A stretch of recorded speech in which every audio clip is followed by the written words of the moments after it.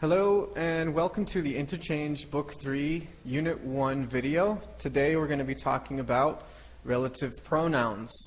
So let's get started. To start, I'd like to talk about friends.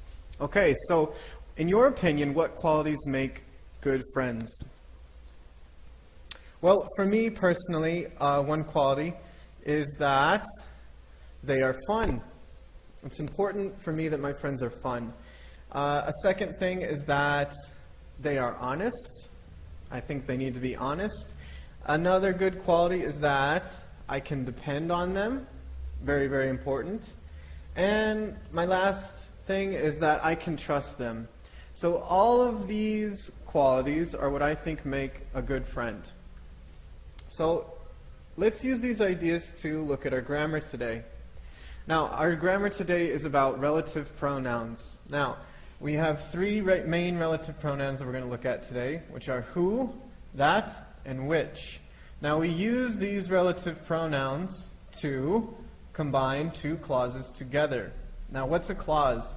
Well, a clause is a sentence with a subject and a verb. So basically, it's a sentence, right? It's a sentence. Now, something that we need to know about these relative pronouns is that they're used for different reasons. In the context of people, when we're talking about people, we need to use the relative pronoun who. If we're talking about people or things, we can use that. So that is very flexible. It goes for both.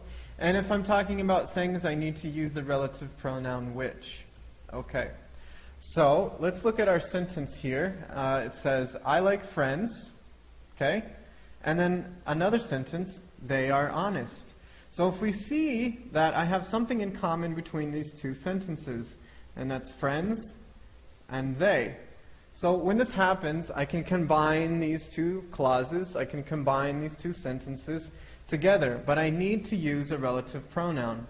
So how can I do this? Here's the answer. I like friends who are honest. Okay?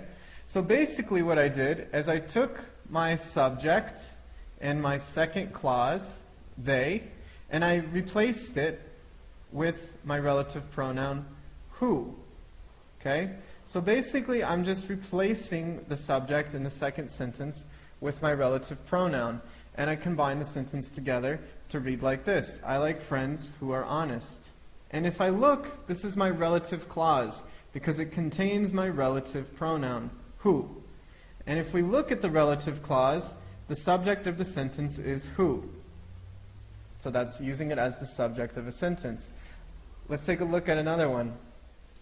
For example, two sentences.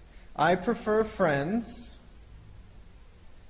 They are fun. Again, same idea. I have friends and they. That's my common word. And I'm going to combine them. I'm going to take away my subject they. And I'm going to use a relative pronoun. And it's going to read like this. I prefer friends that are fun. Again, because it's people, I can use who, or I can use that, because that is very flexible. I can use it for people or things. And again, all I did was take away the subject from the second sentence, and I replaced it with that, my relative pronoun. And I combined it together to read, I prefer friends that are fun. Okay, so that's what it looks like when I'm using the relative pronoun as the subject of the relative clause. But we can also do this with an object. For example, the relative pronoun as the object. So let's read our first sentence here. It says, I like the type of friends, I can trust them. Again, let's look. Friends is the common factor, and them is the common word. Now, them in my second sentence is not the subject. It's the object of the sentence. The subject is I. I can trust them. So them is the object. And that's what I'm going to take away. I'm going to use my relative pronoun in place of the word them. So how's this going to sound? For example, I like the type of friends who I can trust.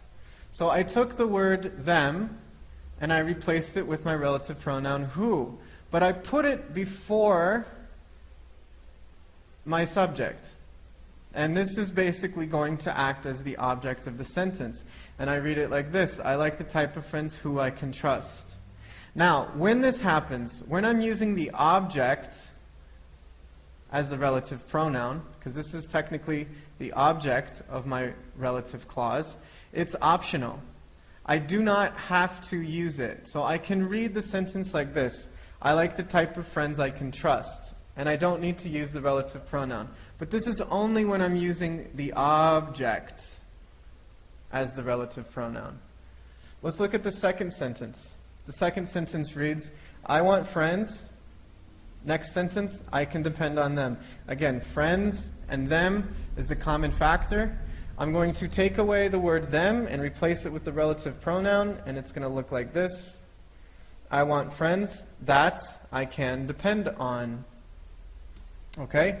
Again, I'm taking my object them, replacing it with my relative pronoun that.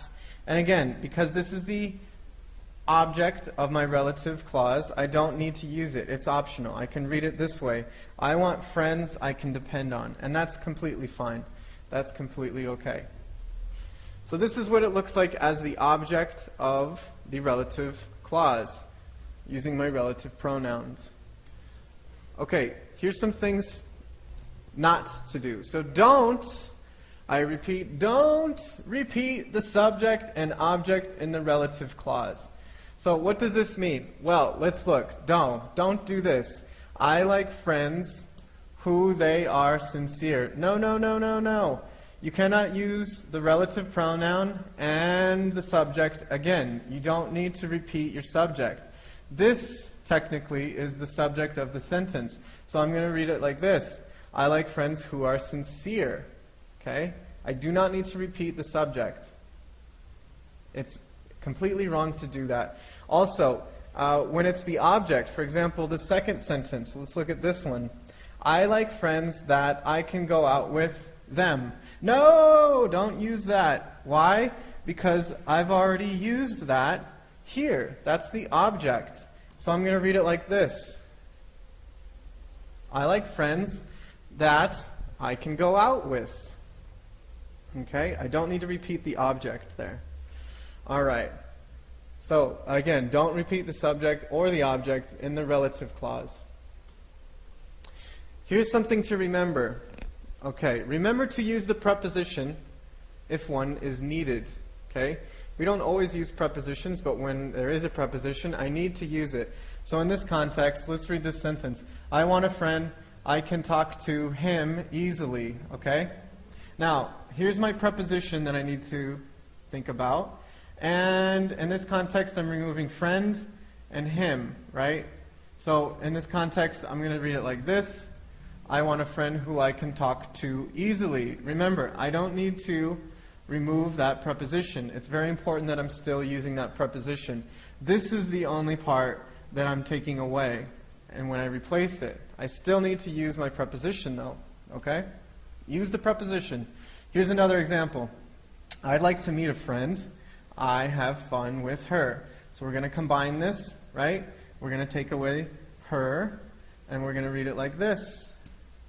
I'd like to meet a friend that I can have fun with. Again, I need to use that preposition still. Okay?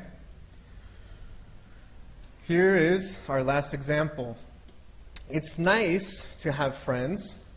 You can buy presents for them. Again, I'm going to take away this as the object, and I'm going to read it like this. It's nice to have friends who you can buy presents for. Again, this for needs to be used again. Okay? Now, it might sound a little bit weird, but this is completely normal to do in English. Okay? If you don't use the preposition, it actually does sound incorrect. Okay. So, I hope this was helpful with understanding how we use relative pronouns, both as the subject and the object of the relative clause. Thanks for listening.